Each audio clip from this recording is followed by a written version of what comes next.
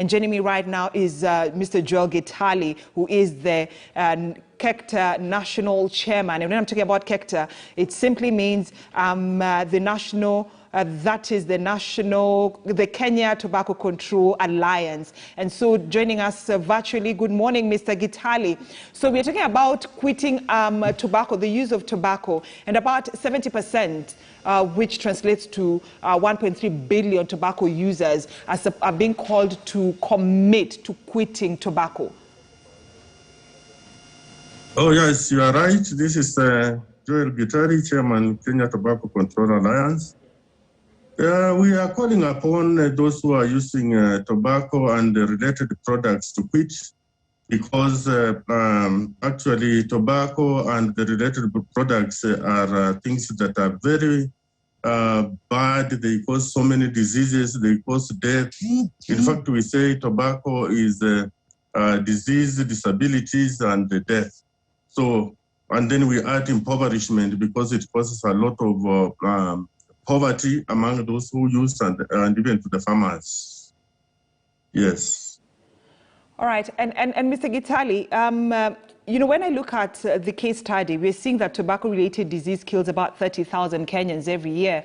And this year, all tobacco companies will begin to pay an extra 2% tax from their turnover, and that is called a solitary fund.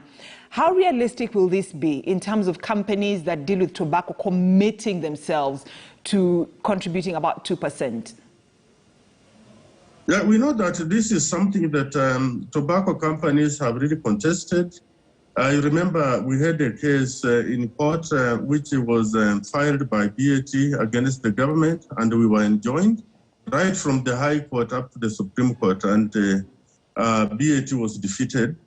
BAT and other companies do not want to pay this. And we know also that tobacco companies are very good at evading and avoiding taxes. So they are doing all that they can to ensure that they don't pay.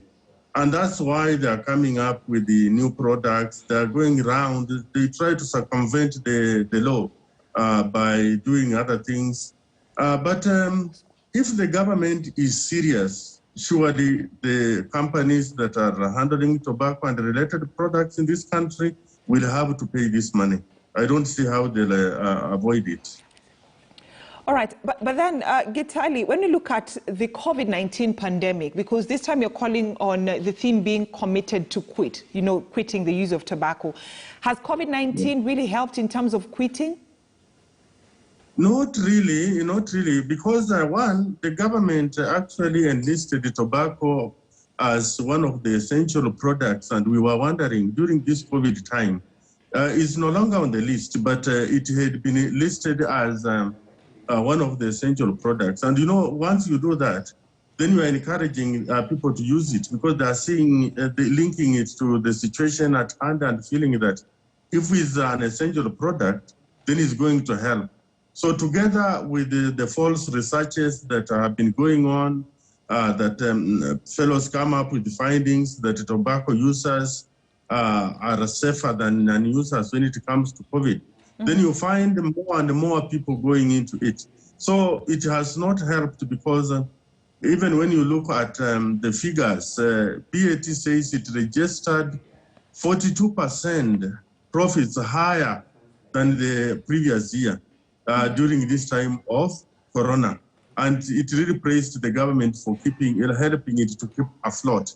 So this COVID time has in fact helped tobacco companies to do more and more trade. Because, you know, so when people are idle, they tend to engage in alcoholism, smoking more than when they are working.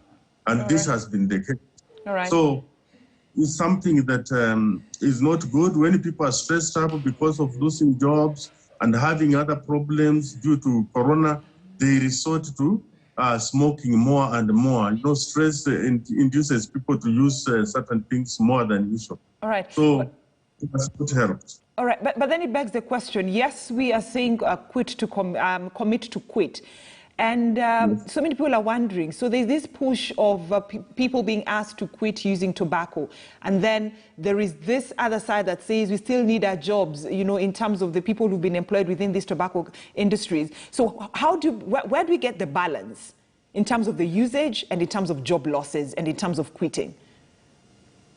Now, you see, when you look at the losses that the country incurs as a result of tobacco use and farming, then you can appreciate our efforts that people should just quit, because the benefits are more.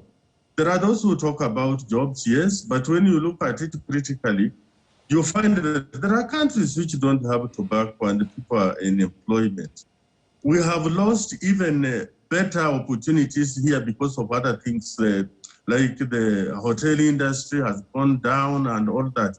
So we cannot stick on something that is causing us more harm. Because as we say, for every 1 shilling that we get from tobacco, the government uses 3 shillings to mitigate the effects of tobacco. So there is no need of hanging on that and thinking that maybe tobacco has got a lot of economic benefits to this country, when we are actually losing and losing more. Obviously, there will be other things to be done once we do away with things that is bad. All right. Yeah. And as we wind up in a minute, as we bring this conversation in a minute, Mr. Gitali, as the world celebrates the World No Tobacco Day today, what is your message to the government? Because the organization is very keen on controlling the use of tobacco here in the country. Yeah, we are asking the country, and especially the government and all stakeholders, to ensure that tobacco control laws and all the policies are fully implemented and enforced.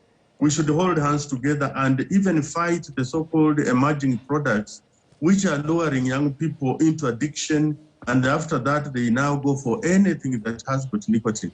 So let us save a generation, let us quit tobacco use and all the related products, and let us make our youth not to get addicted through the back door by telling them there are safer alternatives. We do not have safer alternatives to tobacco except quitting. That's what we should do. Right, thank you so much, Mr. Gitile, the chairperson of the Kenya Tobacco Control Alliance, talking to us on this day as the world is celebrating the World No Tobacco Day with the theme, Commit to Quit the Use of Tobacco. Bringing me to the end of KTN News Center. My name is Brenda Zedaradido. Thank you so much for watching.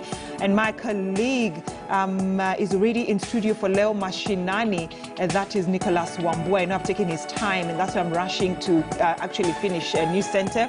To the men and the women behind the scene, thank you so much for the good work that you've been doing, including my editor.